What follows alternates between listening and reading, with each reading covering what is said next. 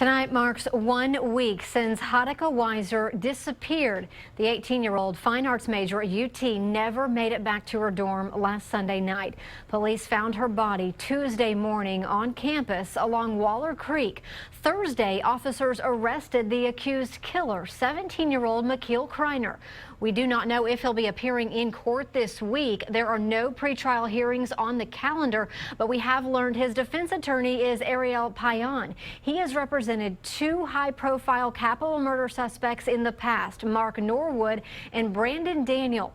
Payan did not want to tell us much this weekend when we talked to him. He said he has not met with Criner enough, but we have heard from Criner's grandmother and his sister. 2 weeks before he was booked into the Travis County Jail on a murder charge, Criner disappeared from the halls of Ellison High School in Killeen. His grandmother, who lives in Texarkana, says she had not heard from him in nearly a year. Until they dig into and see what's what, it's still hard for me to believe that he did that.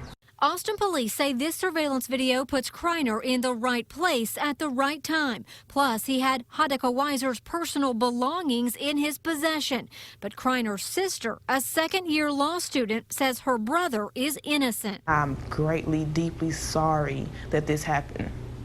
I am deeply sorry.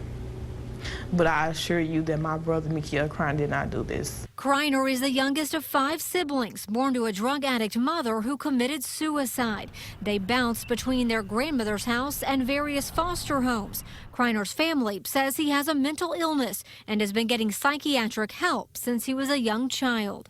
As far as him having a breakdown, a mental break, anything, and attacking her, that's unheard. I don't see that, and I don't know that's unheard of. While Criner's family questions whether or not police have the right guy, they also have questions for Child Protective Services. All I know, CPS supposed to been had him because they say he wasn't 18 yet. How would you possibly let a 17-year-old mental issued child out of your system for that long of a time?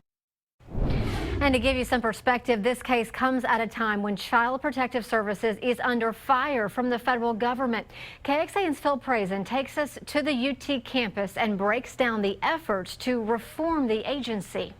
Police say 1 week ago tonight, Criner murdered Hadika Weiser in this area of campus. You can see students have made a makeshift memorial here, but this does come at a time when the entire foster care system is tied up in the courts. Did not personally know Hadika, but reading about her in the news, I wish I had known her. Alexander Neff brought a personal note on the 1 week anniversary. Hoping that her journey beyond space and time is as beautiful and fulfilling as the one she led here on Earth. For the past 2 years, KXAN investigated cracks in the system. We spoke to judges who decide where to send foster kids, back home, with a foster parent, or with a relative. The state of Texas is great, but it's not a great parent. They describe how abused kids are rushed through the system. There's not enough money for enough people to get through the stacks of caseloads. We definitely need more time. There's no doubt about it. We need more time. Judges in Travis County have around 18 minutes to decide a case, half the recommended average. Last session, state lawmakers pumped in more than $100 million more to a strategy meant to improve child safety and neglect. But last December, a federal judge said it was too little, too late, that kids leave the foster care system more damaged than when they enter. The state has appealed that ruling. Phil Prazen, KXAN News. As part of that ruling, the judge appointed 2 experts in child welfare to revamp the system. They started working last week. Kevin Ryan used to serve as New Jersey's Commissioner of Children and Families. He now runs an organization focused on ending homelessness among young people. Frances McGovern teaches law at Duke University. She co-edited a handbook the judge used when writing her opinion Texas's system was broken. They have until October 1st to draw up their plan to fix the problems.